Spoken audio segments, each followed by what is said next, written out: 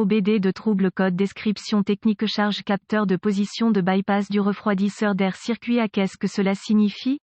Ce code de diagnostic générique (DTC) du groupe motopropulseur s'applique généralement à tous les véhicules OBD2 équipés d'un refroidisseur d'air de suralimentation. Cela peut inclure, mais sans s'y limiter, les véhicules de Ford, Chevy, Mazda, Toyota, etc. Dans les systèmes à induction forcée, ils utilisent un refroidisseur d'air de suralimentation ou ce que je vais appeler un refroidisseur intermédiaire (IC) pour aider à refroidir le chargé l'air utilisé par le moteur. Ceci fonctionne de manière similaire à un radiateur. Dans le cas du circuit intégré, au lieu de refroidir l'antigel, il refroidit l'air pour produire un mélange air-carburant plus efficace à son tour, une meilleure consommation de carburant, de meilleures performances, etc. Le circuit intégré fait partie du côté pression de suralimentation du système d'induction. La soupape de dérivation est utilisée, comme son nom l'indique, pour laisser l'air contourner le refroidisseur intermédiaire pour être déversé dans l'atmosphère et, ou recyclé. Le module de commande électronique, ECM, l'utilise pour ajuster la soupape en fonction des conditions et des besoins actuels du moteur. Le CM surveille également la position physique de la vanne à l'aide d'un capteur de position de dérivation du refroidisseur d'air de suralimentation. Le CM illumine le voyant du moteur de contrôle avec P024E et les codes associés lorsqu'il surveille une condition en dehors d'une plage spécifique dans le circuit de contrôle de dérivation du circuit intégré et, ou dans les capteurs impliqués. Ce code peut être dû à un défaut mécanique et, ou électrique. Si je devais deviner ici, je pencherais pour un problème mécanique qui serait probablement le problème. Cela étant dit, les deux sont possibles. P024E capteur de position du bypass du refroidisseur d'air de suralimentation. Un code de circuit bas est défini lorsqu'il y a une faible valeur électrique dans le capteur de position ou son circuit. Quelle est la gravité de ce DTC?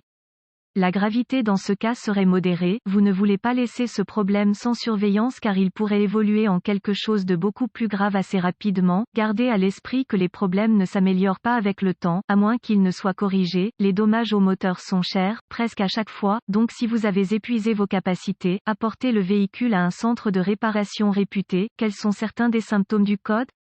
Les symptômes d'un code moteur P024E peuvent inclure mauvaise performance du moteur. Le véhicule entre en esperluette cote, mode mou esperluette cote, mauvais allumage du moteur, mauvaise consommation de carburant. Quelles sont certaines des causes courantes du code? Les causes de ce code peuvent inclure vanne de dérivation bloquée ouverte, fermée, obstruction dans la plage de mouvement opérationnel de la vanne de dérivation, capteur de position de dérivation du refroidisseur d'air de charge défectueux, faisceau de câblage cassé ou endommagé, fusible, relais défectueux, problème ECM, problème de broche, connecteur, par exemple, corrosion, languette de verrouillage cassée, etc. Quelles sont les étapes de dépannage du P024E?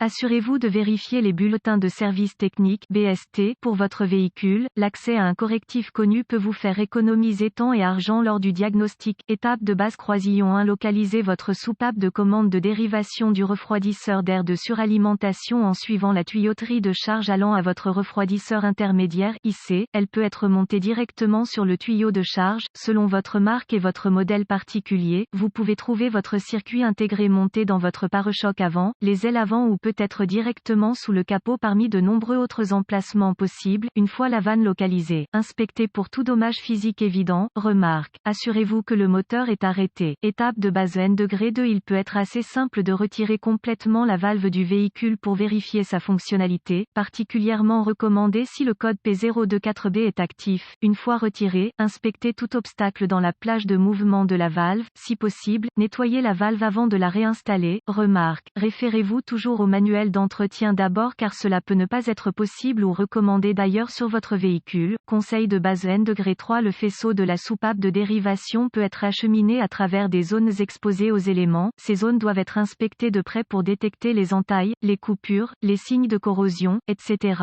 dans les fils impliqués dans le circuit. Remarque, assurez-vous de déconnecter la batterie avant d'effectuer toute réparation électrique. Étape de base degré 4. En fonction de votre outil d'analyse, vous pouvez vérifier la fonctionnalité de la vanne en la contrôlant et en observant son amplitude de mouvement. Si accessible, vous pouvez déconnecter une extrémité de la valve pour avoir une vue des pièces mobiles. À l'aide de votre outil d'analyse, ouvrez complètement la vanne et fermez-la tout en observant le fonctionnement mécanique de la vanne elle-même. Si vous remarquez que la valve colle et que rien ne l'obstrue, la valve est probablement défectueuse défectueuse. Dans ce cas, vous pouvez essayer de le remplacer. Assurez-vous que le fabricant recommande également une nouvelle valve dans ce cas. Reportez-vous au manuel. Le capteur de commande de dérivation du refroidisseur de charge est généralement situé, monté sur la vanne elle-même en ligne avec la Esperluette cote. Porte Esperluette cote de la vanne afin de surveiller efficacement la position. Il est très important de s'assurer que la Esperluette cote, porte Esperluette cote, est libre de toute obstruction tout au long de son amplitude de mouvement. Étape de base N°5. Vous voudrez exclure tout problème électrique dans le faisceau impliqué. Pour ce faire, vous devrez peut-être le déconnecter au niveau de la vanne et de l'ECM, à l'aide de votre multimètre. Vérifiez l'intégrité du circuit en effectuant de nombreux tests électriques de base, par exemple continuité. Si tout se vérifie, vous pouvez effectuer certains tests d'entrée en testant le connecteur au niveau de la vanne pour vérifier la fonctionnalité ECM avec la vanne.